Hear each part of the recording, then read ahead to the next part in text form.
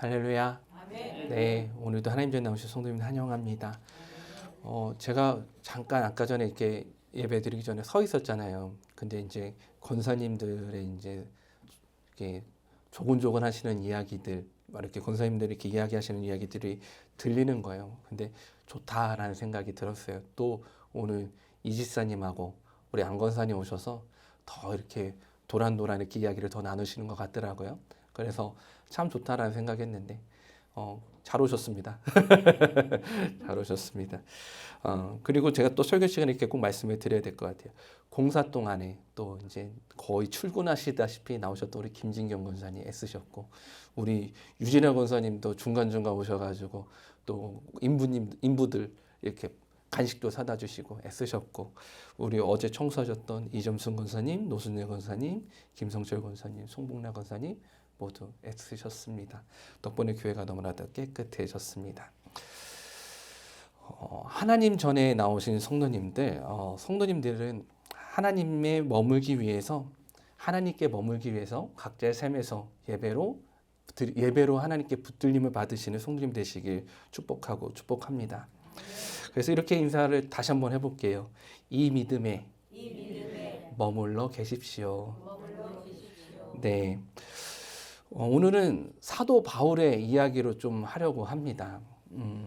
바울이요, 전도 여행을 떠났습니다. 그리고 오늘 저와 성도님들이 읽은 이 본문은 사도 바울이 1차 전도 여행을 이제 마무리할 때쯤의 이야기입니다.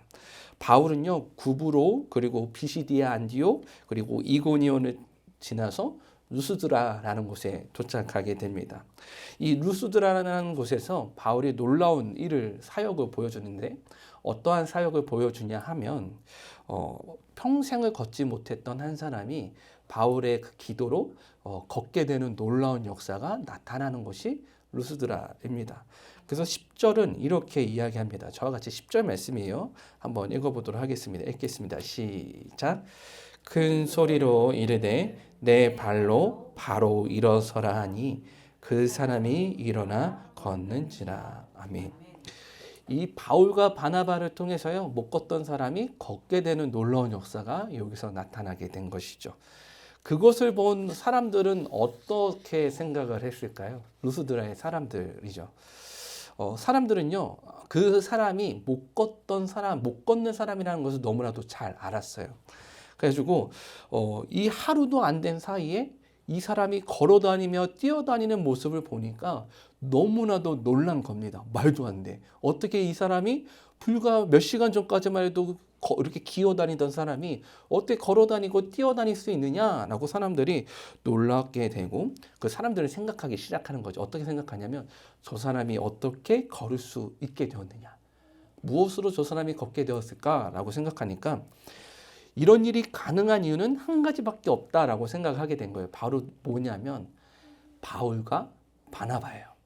근데 이 바울과 바나바를 생각하는데 어떻게 생각한 것이냐면, 이 일은 신이 행한 것이다. 신이 치료하게 하신 것이다 라고 생각을 하게 되고, 이 바나바와 바울을 신으로 섬기기 시작을 합니다. 그래가지고 어떻게 하냐면, 루스드라 사람들은 바울과 바나바를 제우스와 헤르메스의 신이 왔다라고 생각을 하게 된 거예요. 그래서 바나바는 제우스, 그리고 바울을 헤르메스라고 얘기를 했는데, 제우스는 그리스의 최고의 신이었습니다. 그래서 바나바를 제우스라고 부르고, 바울을 헤르메스, 제우스의 전령, 신의 말을 대언하는 사람, 이렇게 이제 설교를 주로 바울이 했으니까요. 그래서 이 바울을 헤르메스다라고 이제 사람들이 부르기 시작하는 것이죠. 그래서요, 이 루스드라 사람들이 바울과 바나바가 신이 왔잖아요. 그럼 어떻게 될까요? 예배를 드릴 준비를 하는 거죠. 이제 제사 드릴 준비를 하는 겁니다. 그래서 13절에 이렇게 이야기합니다. 저와 같이 13절 말씀 한번 읽어보도록 하겠습니다. 읽겠습니다. 시작. 시에 제우스 신당의 제사장이 소와 화환들을 가지고 대문 앞에 와서 무리와 함께 제사하고자 하니. 아멘. 이런 일이 벌어지는 거예요. 하나님의 놀라우신 역사를 나타냈는데, 사람들이 그곳에서 이제 바울과 바나바가 신이다. 그러니까 우리가 제사를 드리자. 이렇게 얘기를 하는 것이죠. 이 장면을 통해서 우리가 알 수 있는 게 한 가지가 있어요. 뭐냐면 루스드라 사람들은 되게 종교적인 사람들이었다는 거예요. 그러니까 그런 신앙, 그러니까 하나님이 아니어도 신에 대한 그런 갈망이 있었던 사람들이었다는 것과 그리고 굉장히 열정적인 사람들이었다라는 거예요. 신이라는 제우스와 헤르메스라는 신이 보이자마자 그 사람들이 했던 건 뭐냐면 우리 제사 드립시다 하면서 모이는 거는 그 정도로 이제 신앙에 대해서 열정적이었다라는 거죠. 근데 이 바울과 바나바가 어떻게 했을까요? 그래, 우리 예배하십시오. 이렇게 했을까요? 아니요. 어떻게 했냐면 말려요. 아유, 아니에요. 아니에요. 우리는 신이 아닙니다. 우리는 당신과 같은 사람들입니다. 라고 이야기를 하는 겁니다. 그래서 여기서 얘기하는 게 또 이렇게 얘기해요. 우리는 당신들과 같은 사람들이에요. 그래서 우리를 예배하지 마십시오. 우리를 제사를 드리지 마십시오. 다만 우리는 하나님의 복음을 위해서 하는 겁니다. 라고 이야기를 해요. 15절 말씀이에요. 저같이 한번 15절 말씀 한번 읽어보겠습니다. 읽겠습니다. 시작. 이르되 여러분이요 어찌하여 이런 일을 하느냐. 우리도 여러분과 같은 성정을 가진 사람이라. 여러분에게 복음을 전하는 것은 이런 헛된 일을 버리고 천지와 바다와 그 가운데 만물을 지으시고 살아계신 하나님께로 돌아오게 함이라. 아멘. 바울과 바나바가 분명히 얘기하는 거예요. 우리는 똑같은 사람입니다. 다만 우리가 하는 것은 당신들을 하나님께로 데리고 오게 하기 위해서 이 놀라운 사역을 하는 겁니다. 라고 얘기를 해요. 이 3자의 눈에는 분명하게 보이지만 당사자의 눈에는 제대로 보이지 않는 것들이 종종 있어요. 루스드라 사람들은 하나님을 몰랐지만 이미 그들의 눈앞에 일어난 놀라운 일들을 통해서 이미 하나님의 역사가 시작이 되고 있었던 것이죠. 그것을 바울과 바나바가 보고 있었던 거예요. 이런 구조를 봤을 때 어떠세요? 좀 은혜롭지 않으십니까? 뭐냐면 이 루스드라의 사람들을 하나님께서 이제 하나님께로 이끌어 가신다라는 그 바울과 바나바의 고백이 우리를 좀 기분 좋게 만들어요. 뭐냐면 하나님께서 이제 역사하실 것이구나. 이 루스드라 사람들에게 임할 것이구나라는 그런 생각들이죠. 그래서 이 종교적인 루스드라의 사람들 그리고 복음에 열정적이었던 바울과 바나바의 만남은 하나님의 놀라운 사건을 역사를 나타낼 것 같습니다. 그래서 이 1차 전도 여행의 끝자락에서 하나님께서 이제 전도 여행이 끝나는 이 자리에 하나님이 아주 놀랍게 부어주실 것이구나 라는 생각을 바울과 바나바는 했을지도 모르겠어요. 근데 19절 말씀을 저와 같이 한번 읽어볼게요. 19절 말씀입니다. 저와 같이 19절 말씀 읽겠습니다. 시작.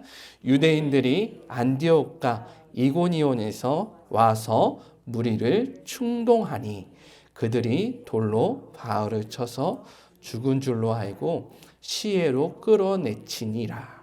아멘.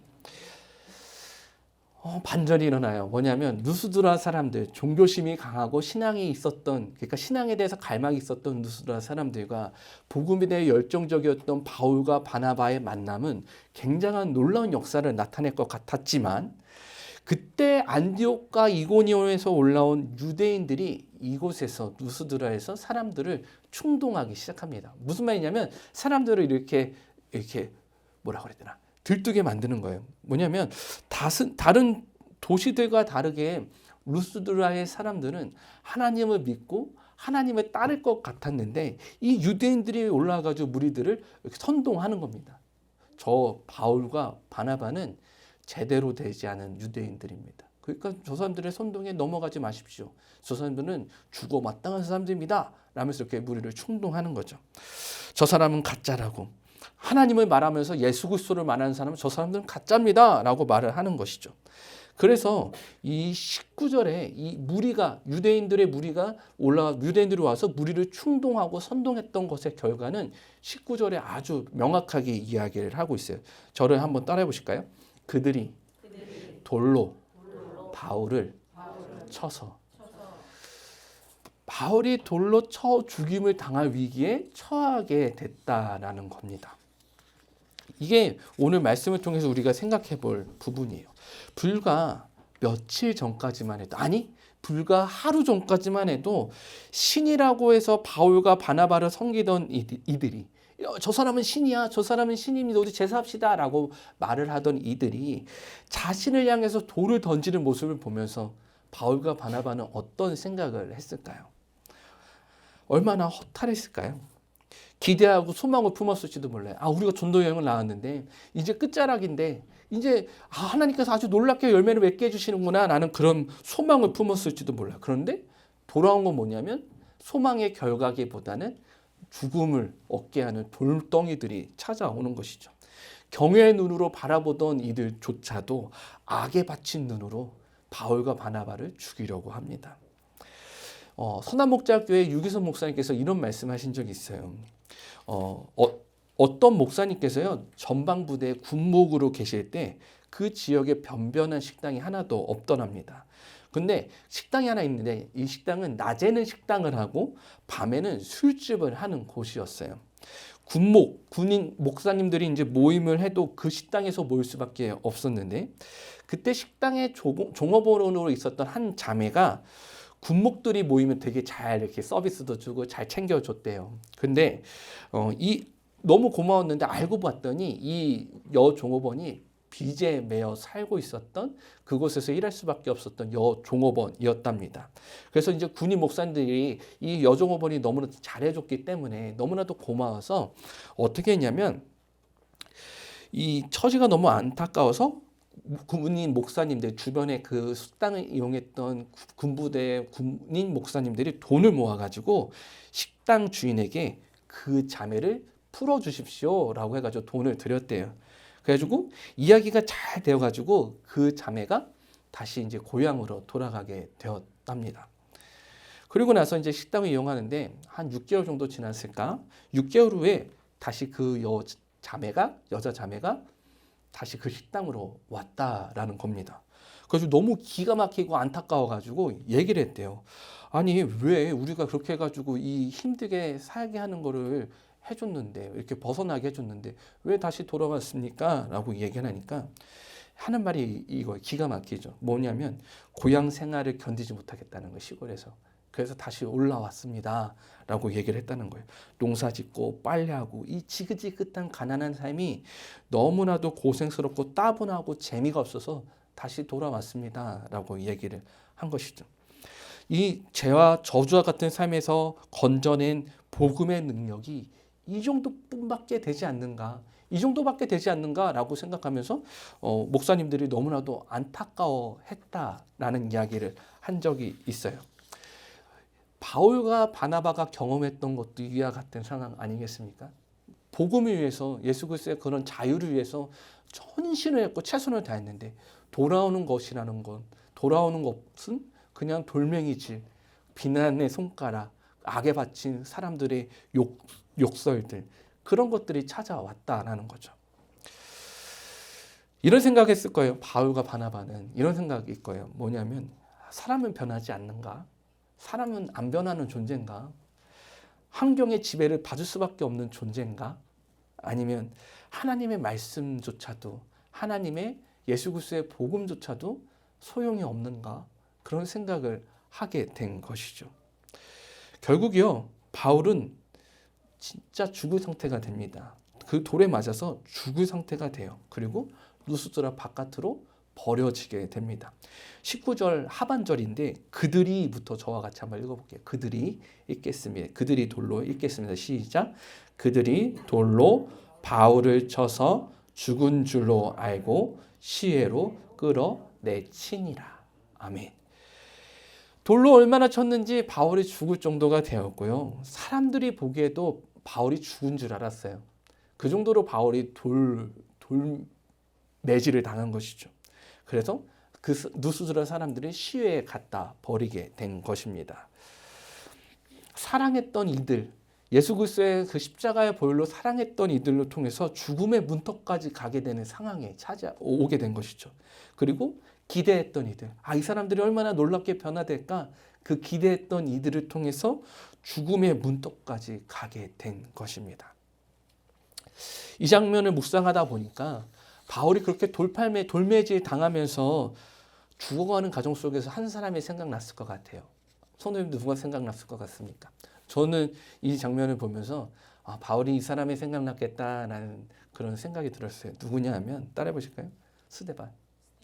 스데반도 바울의 그런 돌매질에 죽어가던 사람 아니었습니까? 하늘이 열리고 하나님 보좌 우편에 서 계셨던 예수 그리스도를 보았던 사람이 바로 스데반. 이 스데반이었죠. 근데 스데반이 죽어갔을 때 그 얼굴은 어땠을까요?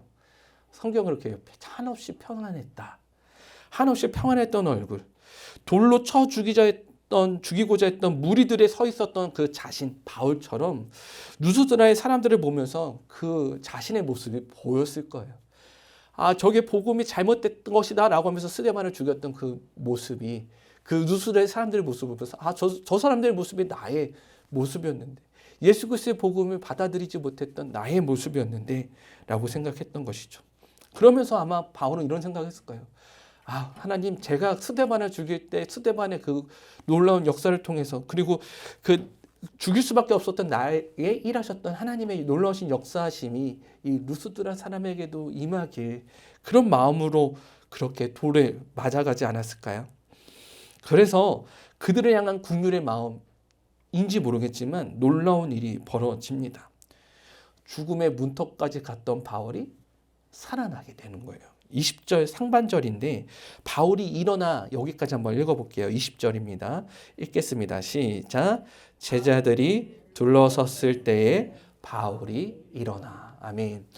루스드라에서 사람들이 죽은 줄 알고 버렸는데, 시에다가 바깥에다 버렸는데 제자들이 바울을 이제 구하려고 가니까 그때 일어나게 되었다라고 이야기를 해요.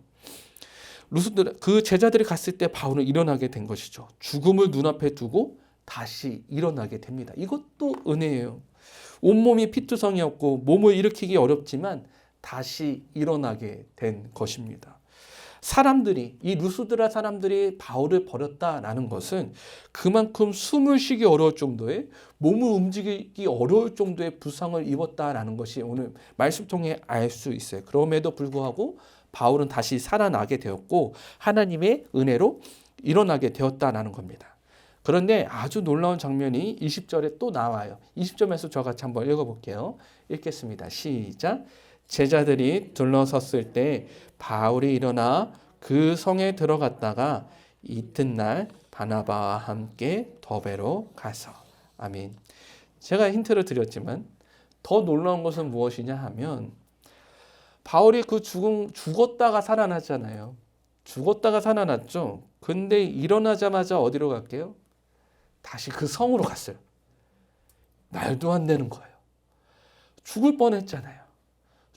죽을 뻔했고 그 사람들을 보면서 이런 생각했을 수도 있어요. 제가 차라리 저라면 이렇게, 야, 나 죽을 뻔했다. 루스드라에서 죽을 뻔했다. 차라리 야, 여기 떠나자. 이렇게 얘기했을 것 같거든요. 내가 너무 아파서 힘드니까 여기 못 가겠다. 나가자. 이렇게 얘기할 것 같은데 바울은 뭐냐면 루스드라로 다시 돌아갔다라는 거예요. 이 말이 됩니까? 도망가도 누가 말하지 않을 거예요. 왜냐하면 그렇게 죽을 뻔했으니까. 누가 쉬어도 누가 뭐라고 하지 않을 거예요. 왜냐하면 너무나도 몸이 아프니까. 그런데 바울이 한 건 뭐냐면 루스드라로 다시 돌아갔다라는 겁니다. 여기 이제 한 가지 물음 한 가지 가져보시고, 이제 두 번째 물음이 하나 더 있어요. 뭐냐면 20절 보면 끝에 이렇게 이야기해요. 이튿날 바나바와 함께 더베로 가서. 이렇게 돼 있어요. 무슨 말이냐면 그날 다시 루스드라 가서 이렇게 그 사람들에게 복음을 전하고, 한 게 뭐냐면 다음날 바나바와 함께 더베로 갔다라는 말입니다. 이 루스드라에서 더베까지의 거리는 30km예요. 30km. 30km면 사람의 걸음으로 보통 한 8시간 정도 걸립니다. 죽었다 살아난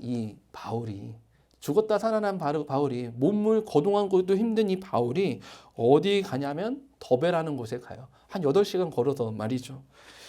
마치 무엇에 홀린 것처럼 더베라는 곳에 간 것입니다. 근데 놀랍게도 이 더베라는 곳에서도 하나님을 믿는 사람들이 생겨나기 시작하는 거예요. 그러면 이제 이렇게 생각할 수도 있을 거예요. 나 너무 몸이 아프고 힘드니까 이제 전도 여행 그만해도 되겠다라는 생각이 들만하지 않겠습니까? 저는 그렇게 들었을 것 같아요. 아유 힘들어. 나는 이제 못하겠다라는 생각을 했을 것 같아요. 근데 바울과 바나바가 했던 건 뭐냐면 더베에서 믿는 사람들이 정말 많이 많아졌는데 그것을 기점으로 다시 돌아갑니다. 다시 이제 시작했던 안디옥으로 돌아가요. 근데 이제 돌아가는 거를 이제 어떻게 돌아갈지만 정하면 돼요. 배를 타고 갈 것이냐, 주변의 항구 도시로 가서, 아니면 그냥 왔던 길로 돌아갈 것이냐, 이렇게 하는데 성경 여기서 놀라운 이야기를 합니다. 21절 말씀이에요. 저같이 한번 21절 말씀 한번 읽어볼게요. 읽겠습니다. 시작. 복음을 그 성에서 전하여 많은 사람을 제자로 삼고 루스드라와 이고니온과 안디옥으로 돌아가서. 아멘. 이제 더베라는 도시에서 복음을 전하는 사역이 끝났잖아요. 끝났는데 바울이 한 건 뭐냐면 왔던 도시들을 다시 돌아가는 겁니다. 말이 안 되죠. 말도 안 되는 이야기 아닙니까? 이 더베라는 도시 옆에 다소라는 도시가 있어요. 성도님들 잘 아실 거예요. 뭐냐면 다소는 바울이 자란 고향이에요. 무슨 말이냐면 더베라는 곳에서 이제 복음 전하는 사역을 이제 끝내야 되겠다라고 생각한다면 아주 편한 곳이 있어요. 뭐냐면 더베라는 도시가 있어요. 고향.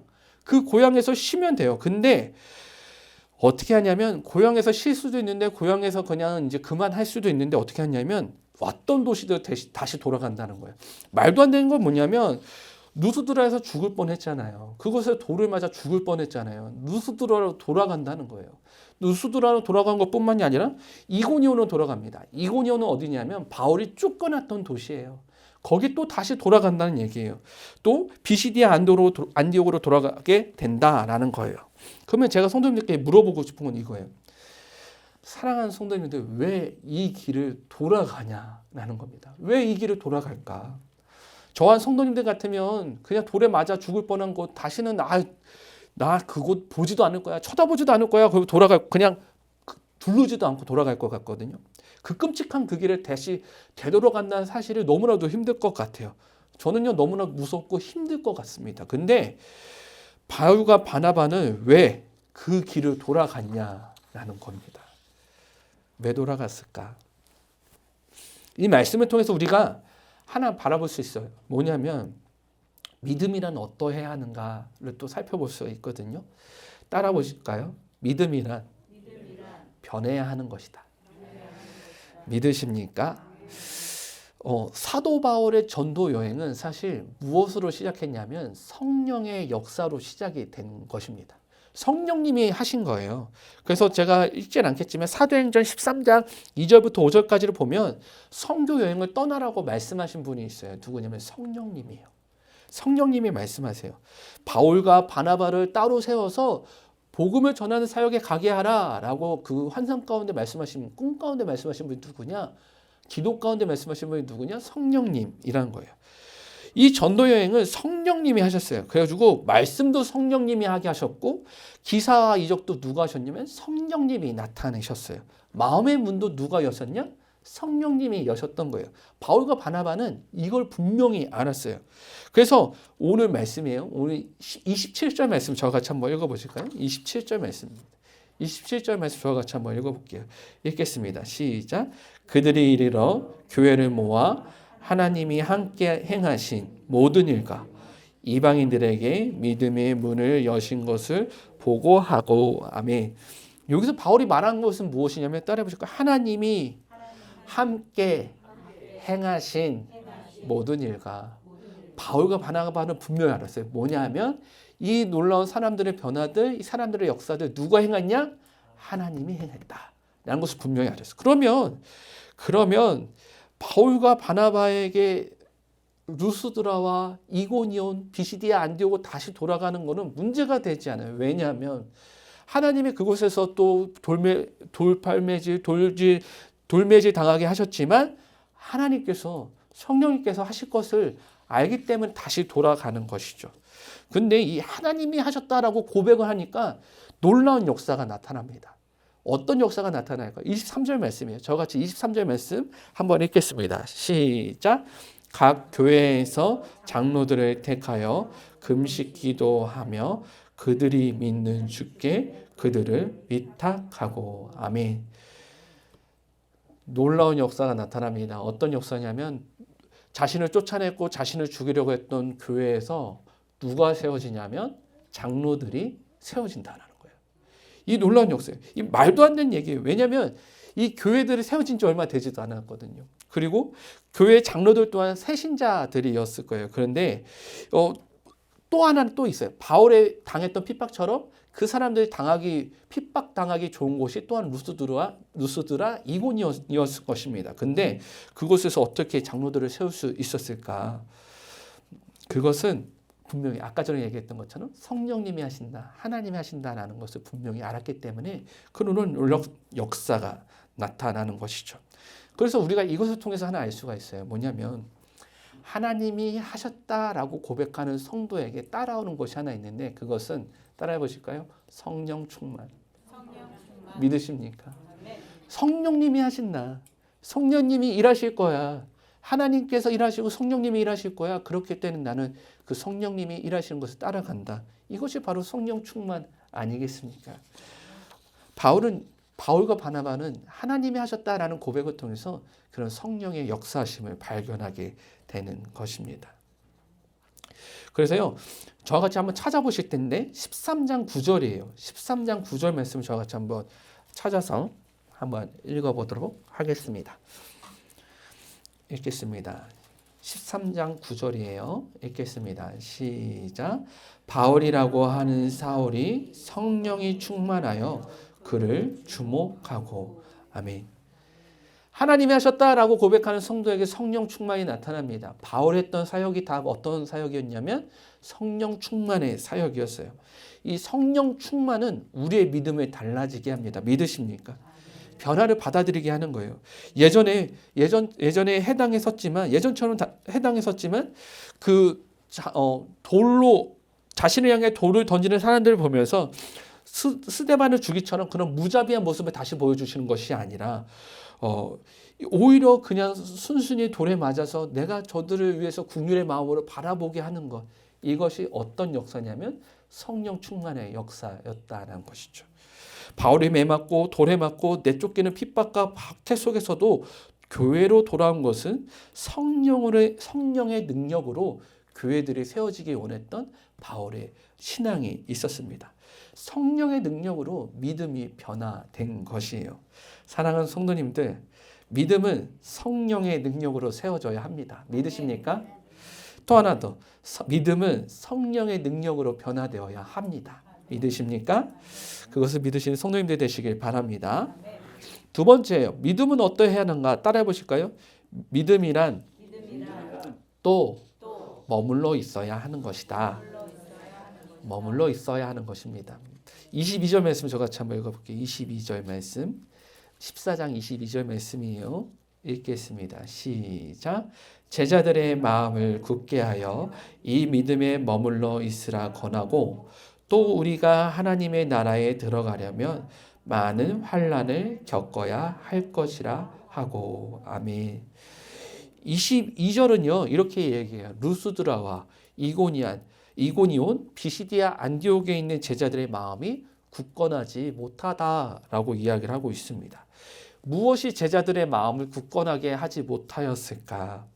그것은 아주 간단합니다. 뭐냐면 사도 바울이 받았던 핍박 때문이었어요. 만약에 이겁니다. 예수님을 믿은 지 얼마 되지 않았던 제자들은요, 자신에게 복음을 전해주었던 바울이 그런 신앙의 롤 모델로 바라봤을 거예요. 그렇겠죠? 근데 이 신앙의 롤 모델로 바라봤던 바울, 그리고 예수님의 복음을 전했던 바울이 유대인들의 선동에 의해서 쫓겨나게 되는 것을 발견하게 되는 겁니다. 자신들도 그런 생각했을 거예요. 우리도 예수를 믿었다가 저렇게 쫓겨나는 거 아닌가? 우리가 저 사람처럼 예수님을 믿었다간 핍박을 당하게 되는 거 아닌가라는 생각이죠. 그것을 본 제자들은요, 이런 현실 속에서 난 예수 그리스도를 따르는 게 너무나 힘들겠다라는 생각을 했을 것입니다. 그런데 사랑하는 성도님들, 그런 제자의 모습이 우리의 모습은 아닙니까? 예수님을 믿는다고 하지만 고난당하는 사람들을 보면서 내가 믿는 믿음이 맞는가? 라고 생각하고 계시지는 않으신가요? 예수님을 믿는다고 하지만 사회적으로 성공하지 못하는 사람들을 보면서 과연 신앙이 나에게 유익이 되는가? 라는 생각을 하고 있지는 않습니까? 그리고 주님이 함께 하시는데 돌에 맞아 죽을 일도 생깁니까? 라고 묻고 계시지는 않으신가요? 늘 심령이 연약한 사람들은 고난이 찾아오면, 어려움이 찾아오면 지금 내가 가는 신앙의 길이 과연 올바른 길인가? 라고 생각하는 사람들이기도 합니다. 그런데 그런 사람들을 위해서 바울은 이렇게 이야기합니다. 따라해 보실까요? 마음을 굳게 하여 이 믿음에 머물러 있으라. 믿으십니까? 바울은 다시 돌아갑니다. 루스드라와 이고니온과 비시디아 안디옥에 있는 제자들의 마음을 굳게 하기 위해서 돌아가는 거예요. 그럼 바울이 말하는 마음을 굳게 하여 이 믿음에 머물러 있으라 라는 말은 무엇일까? 여기서 마음이라는 말은 이렇게 쓰입니다. 헬라어로 푸시케라는 단어로 쓰여요. 이 푸시케라는 단어는 이 영어의 심리학을 뜻하는 사이콜로지라는 단어에서 유래가 됩니다. 즉 성경에서는 심령이라고도 쓰이기도 하고 영혼이라고도 쓰이기도 하는 단어인데 이 바울은요 이 마음을 굳게 하여 머물러 있으라 라고 할 때 이 푸시케라는 단어를 써요. 즉 무슨 말이냐면 믿음에도 변하지 않아야 될 부분들이 있다라는 것을 이야기하는 것이죠. 즉 성도님들이 기억해야 되는 것은 무엇이냐면 믿음이 자라고 변하고 그리고 성장하는 것도 분명해야 하지만 믿음의 뿌리는 변하지 말아야 한다는 것이죠. 나무는 자라야 돼요. 그리고 나무는 변해서 그런 열매를 맺는 그런 풍성함으로 자리로 나아가야 합니다. 근데 나무는 한 곳에 머물러 있어야 해요. 머물러 있다라는 것, 이것은 멈춰 있는 그런 모습처럼 보이기도 하지만 사실 끊임없이 변화하는 생명의 활동을 의미하기도 합니다. 즉 상황과 환경이 변하더라도 우리의 뿌리를 어디에 두느냐에 따라 우리는 그 생명의 변화와 활동을 경험할 수 있다는 것이죠. 나이 드신 어르신들이 성도님들이 이런 얘기를 자녀들에게 이렇게 이야기를 하는 걸 종종 봅니다. 너는 아버지처럼 살지 말아라. 너는 나처럼 살지 말아라 라는 말. 이것은 얼마나 한에 맺힌 말일까요? 나처럼 살지 마. 나처럼 살지 않으면 더 좋게 살 거야. 라는 말인데 바울은 거꾸로 이야기해요. 어떻게 이야기하냐면 이 믿음에 머물러 있으라. 내가 믿었던 이 하나님의 믿음, 예수 그리스도의 믿음이 너의 삶을, 너의 제자들의 삶을 풍성하고 놀랍게 변화시킬 것이야 라고 바울은 여기서 이야기하고 있는 것이죠. 즉 우리가 예수 그리스도를 믿는 믿음, 예수 그리스도의 십자가의 보혈이 우리를 변화시킨다라는 이 믿음이 우리의 마음을, 우리의 생명을, 우리의 영혼을 굳건하게 할 것이다 라고 바울은 이야기하고 있는 것이에요. 성도님들 신앙을 이어가는 것이 힘들죠. 여기 이제 제가 잘 물어볼 만한 우리 주람자매와 예람자매 있는데 신앙을 이어가기가 쉽지 않으시죠? 아니에요? 미안해요. 사실 바울은 근데 이렇게 이야기해요. 우리가 부모님의 신앙, 우리가 할아버지 할머니의 신앙 가운데 머물러 있는 것이 우리의 영혼과 심령과 우리 심령을 굳건하게 하는 것이다 라고 바울은 이야기하고 있어요. 그래서 성령의 능력으로 매일 성장하고 변화하는 믿음을 누리시는 성도님들 되시길 바랍니다. 예수 그리스도의 그 십자가의 보혈에 그 예수 그리스도의 그 주신 그 사랑의 뿌리를 내려서 날마다 베풀어 주시는 성장과 변화, 놀라운 은혜를 누리시는 데 부족하면 성도님들 되시길 바랍니다. 또한 상황과 관계없이 생명에 머무는 믿음도 가지게 되시는 성도님들 되시길 바랍니다. 기도하시겠습니다.